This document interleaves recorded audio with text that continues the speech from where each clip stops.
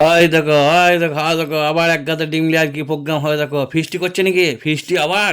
না না, ফিস্টি নয় ভাই, মাঝে মাঝে বাড়িতে করে খেতে হবে, হোটেলে তো মাঝে মাঝে খাচ্ছি, তো বাড়িতে করাও শিখতে হবে। তো এখন ভাই করব আমি ডিমের কোরমা, কেন নাই কো কাউরি এখন দরমা। তা চলে গেলাম দোকান, দিয়ে এলাম কিছু মাল। তো যাই হোক, আজকে হবে ডিমের কোরমা, তো চোখে লাগিয়ে দেখো শোরমা, দেখো আমার কাজ কারবার। আপনারও শিখে রাখা দরকার, মাঝে মাঝে হবে ঝগড়া, তখন খেতে পাবি না বুঝে মরগা। তো ভাই ঘরের লোক দেখায় যদি গরম, তুমি হয়ে যাও না নরম বলে, তো আমার দেখো এটা রেসিপি, না হলে তোমার উপর দিয়ে চালিয়ে দিবে জেসিপি। তো যাই হোক ভাই, এদিকে সব কিছু মালপত্র রেডি, তো আমার এদিকে কাজ চলছে পিষাপিষি। তো এগুলো ফাইন করে একটু পেস্টিং করে নেবেন। তো আমি ডিমটা ভালো করে 3-4টা সিটি মেরে ফুল সেদ্ধ করে নিয়েছি, এবং ডিমগুলো একটু চিরা লাগিয়ে দেবো। তো রেসিপিটা শেষ পর্যন্ত দেখুন, খুব ভালো লাগবে, খুব টেস্টি খাবার। হ্যাঁ, খুব সুস্বাদু খাবার, তো আমি প্রায় করি মাঝে ফাঁকে। তো আপনারা দেখে রাখুন, একটু শিখুন, হ্যাঁ মাঝে মাঝে করে খান। এদিকে চাপিয়ে দিয়েছি কড়াই, তো ডিমের সঙ্গে করবো একটু লড়াই। তো 2 চামচ লবণ দিয়ে দিলাম, কেন এখানে এই রান্নায় একটু হলুদ যাবে না, একদম ফ্রেশ রান্নাটা হবে, হলুদের কোনো বালাই নেই। তো ডিমগুলো বিনা হলুদে শুধু নুন আর সাদা তেল দিয়ে পুরো ফ্রাই করে নিলাম, এবং চিরা লাগিয়ে দিয়েছি, আগেই দেখাইছি। তো সেই জন্যই ওই মশলা ভেতরে ঢুকবে ভাই। তো দেখেছেন ডিমগুলো ঠিক এরকম লাল লাল ধরনের হয়ে আসবে ওই তেলেই, কোনো হলুদ ব্যবহার করিনি কিন্তু আমি।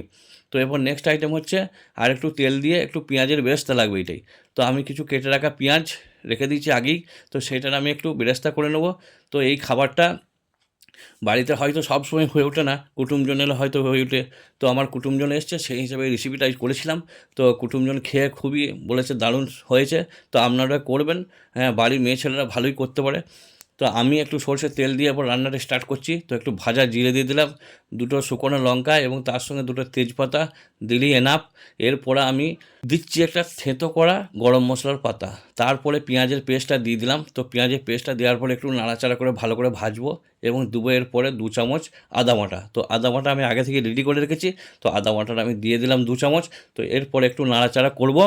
তো দেখুন একটু হালকা ভাজা ভাজা হয়ে আসবে, তারপরে আমি ওই কাজু আর ওই বাদাম, মানে ওই বাদামের পেস্টটা দিয়ে দিলাম প্রয়োজন মতো। আর আধা চামচ হলুদ গুঁড়ো তো দেবো না বলেছি, ধনে গুঁড়ো, আধা চামচ জিরে গুঁড়ো, আর অল্প সংখ্যক গোল গুঁড়ো দেবেন, অল্প গোল একদম। আমি যেটা 1 চামচ দিয়েছি, আমার অনেকগুলো ছিল বলে আপনারা অল্প দেবেন, কেন কালো হয়ে যাবে, এটা পুরো সাদা হবে, রান্নাটা পুরো সাদা ফিট। এবারে দেবো একটু জল, জল টল দিয়ে ভালো করে মশলাটা ভাজাভুজি করব। তো মশলা থেকে ছিটকে জল পড়বে, এদিকে আমি একটু জল গরম করার জন্য নেক্সট যে ওভেনটাই ওইটাই চাপিয়ে দিলাম একটু জল গরম। আর এদিকে আমার মশলাটা ভাজা চলছে, দেখতে পাচ্ছেন। তো এরপরে ভাজার পর আমি মশলাটা আমি তুলে দেখাচ্ছি, দেখুন শুকিয়ে এত কাঠ হয়ে তো জলটা, ফুটন্ত জলটা আমি কড়াইয়ে ঢেলে দেবো। তো কড়াইয়ে ঢেলে দেওয়ার পর আমি একটু ঢাকা দিয়ে রাখবো মিনিট 2, যাতে ভালো করে বয়েল হয় মশলাটা। তো এরপরে 2-4 মিনিট পর ঢাকনাটা আমি তুললাম, তো দেখলাম ফুটে আসছে। তো তারপরে আমি ভেজে রাখা সেই ডিমগুলো ওর মধ্যে দিয়ে দিলাম, এবং একটু এর মধ্যে নাড়াচাড়া করব। আবার ঢাকনাটা আমি দিয়ে দিলাম। তো 2-5 মিনিট বাদ আবার কিন্তু তুলবো, দেখুন এদিকে জ্বলছে গ্যাস। তো আবার ঢাকনাটা আমি তুলবো, এবং এরপরে যেটা দেবো আমরা দেখতে থাকুন, আর ফুটছে। তো এরপরে দেবো 1 চামচ চিনি, কারণ এটা একটু মিষ্টি মিষ্টি ভাব থাকবে। চিনি এবং দেশি ঘি, গাওয়া ঘি দেশি, 1/2 চামচ দিয়ে দিলাম, এর স্বাদটাই পাল্টে যাবে ঘি দিলে।